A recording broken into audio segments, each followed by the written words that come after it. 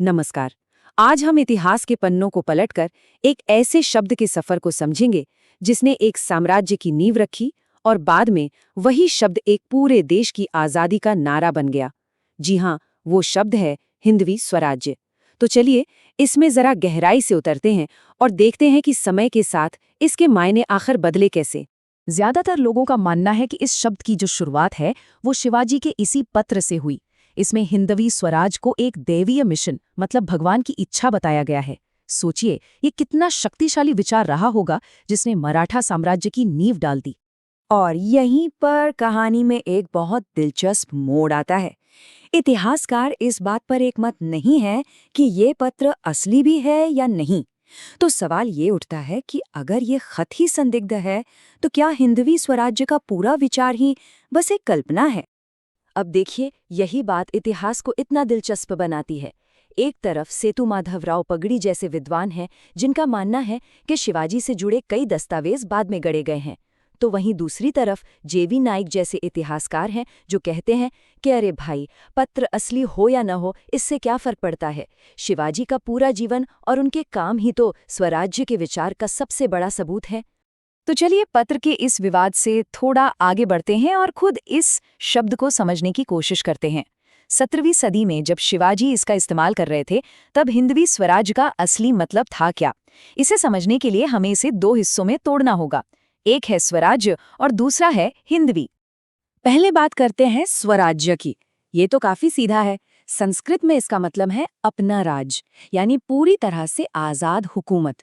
लेकिन इतिहासकार पगड़ी कहते हैं कि शिवाजी के लिए इसका एक और भी गहरा मतलब था, एक मातृभूमि या एक होमलैंड का विचार।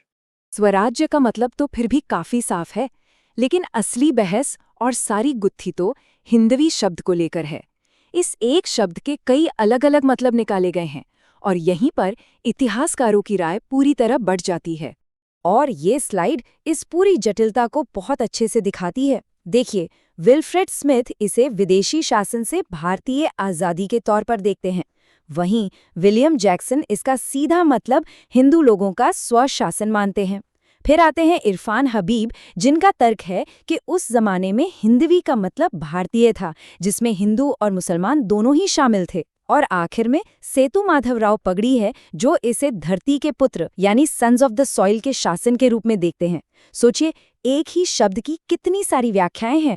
खैर, शिवाजी के बाद कहानी एक नया मोड़ लेती है।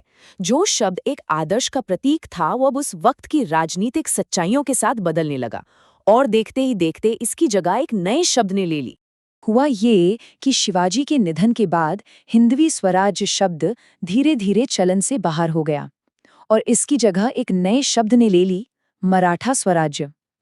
पर यह सिर्फ शब्दों का हेरफेर नहीं था, इसके पीछे सोच और राजनीति का एक बहुत बड़ा बदलाव छिपा था।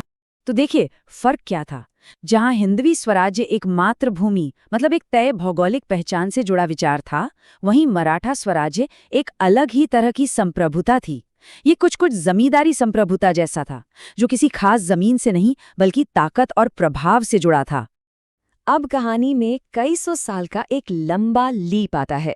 20वीं सदी की शुरुआत में जब भारत ब्रिटिश हुकूमत के खिलाफ लड़ रहा था, इस पुराने शब्द का एक हिस्सा फिर से जिंदा हो उठा, लेकिन इस बार एक बिल्कुल नए अंदाज में। वो शख्स थे लोकमान्य बाल गंगाधर तिलक, जिन्होंने स्वराज शब्द को फिर से सबकी जुबान पर ला दिया।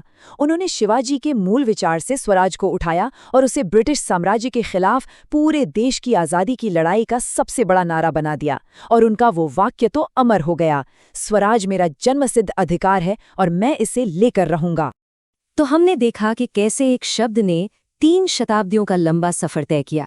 चलिए एक बार फिर इस पूरी यात्रा को संक्षेप में समझ लेते हैं। तो शुरुआत हुई शिवाजी के एक आदर्श से, जो एक मातृभूमि की बात करता था। फिर ये मराठा स्वराज की राजनीतिक हकीकत में बदला, जिसका मतलब ताकत और प्रभाव से था। और आखिर में तिलक ने इसे स्वराज के रूप में एक नया जीवन दिया और ये पूरे देश की आज़ादी का प्रतीक बन गया। और ये हमें सोचने पर मजबूर करता है ना, कि हम आज जिन शब्दों का इस्तेमाल करते हैं वो हमेशा से ऐसे नहीं थे। उनके पीछे भी इतिहास के न जाने कितनी परतें छिपी होती हैं। हमारी दुनिया को बनाने वाले ऐसे और कितने शब्द होंगे जिनका अपना एक ऐसा ही अनकहा, अनसुना सफर है। सच में सोचने वाली बात है।